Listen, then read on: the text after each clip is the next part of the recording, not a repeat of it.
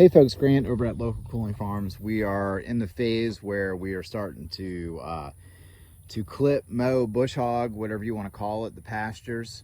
You know, we only really do this twice a year. We do it typically once in the summer, once all the spring weeds have started to get woody, and then we do it again as part of our prepping process for when we put down annual ryegrass and some other legumes in the fall. Remember, we're on the Gulf Coast, southeastern Louisiana, so we're not going to be stockpiling anything here. You know, we're going to have, you know, ongoing pastures year round. So in the fall, you know, we put out, you know, coal season stuff like rye, and so we can graze, you know, late winter, early spring. And so we're not interested in stockpiling here. It doesn't work very well for us. You know, we don't spray any herbicides on our pastures. We really want a feathered pasture. It doesn't look clean or manicured at all, but we want it feathered for biodiversity and wildlife cover.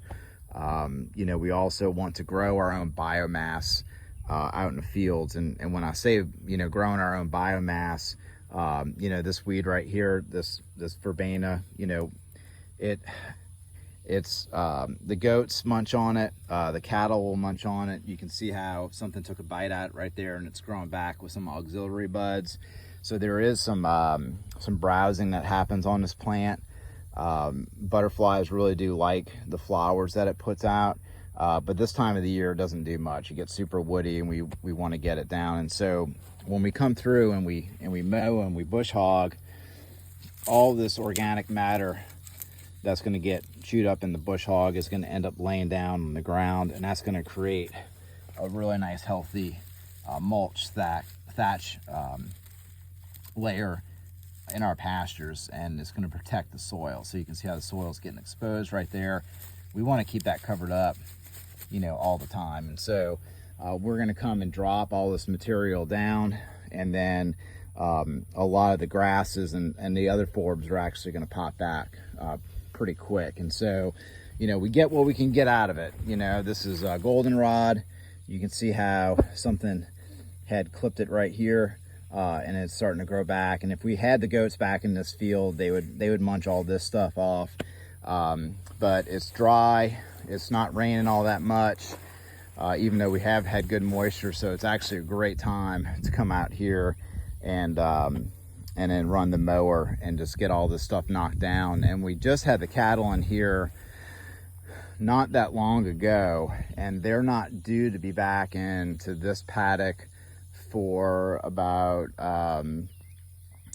1, 2, 3, 4, 5, 6. Like, they're not gonna be back over here for like 6 weeks, 5 to 6 weeks. So by the time that you know, we mow, get this done in a couple of days, and then it has, you know, say 30, 40 days of rest. This pasture is going to be looking really good. It should be really nice and lush with fresh, palatable forage, and the cattle are really going to enjoy it. So that's what we're doing out here in this paddock today. And then the paddock where the cattle are at right now, I'm hoping to get this whole field done by the time that the cattle are out of the other paddock, and then we're going to start bush hogging, mowing that other paddock. So that's what we're up to here. Again, you know, we've got a weedy approach, but like I said, I like the insects, I like the biodiversity, I like the quail that's out here, and then there's research being conducted right now that the more varied the animal's diet, the different types of phytochemicals that are taken in with a diverse, you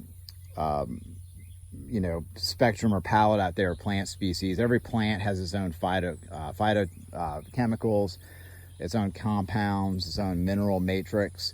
And so the more complicated that is, the more complicated the product is going to be, and that results in just overall nutrition. And so you are what you eats, and so that's what we're trying to do out here, and give the animals a choice to selectively graze some of these quote unquote weedy species that I know in fact that they hit pretty hard whenever we graze them. So, so anyway, everybody have a good one.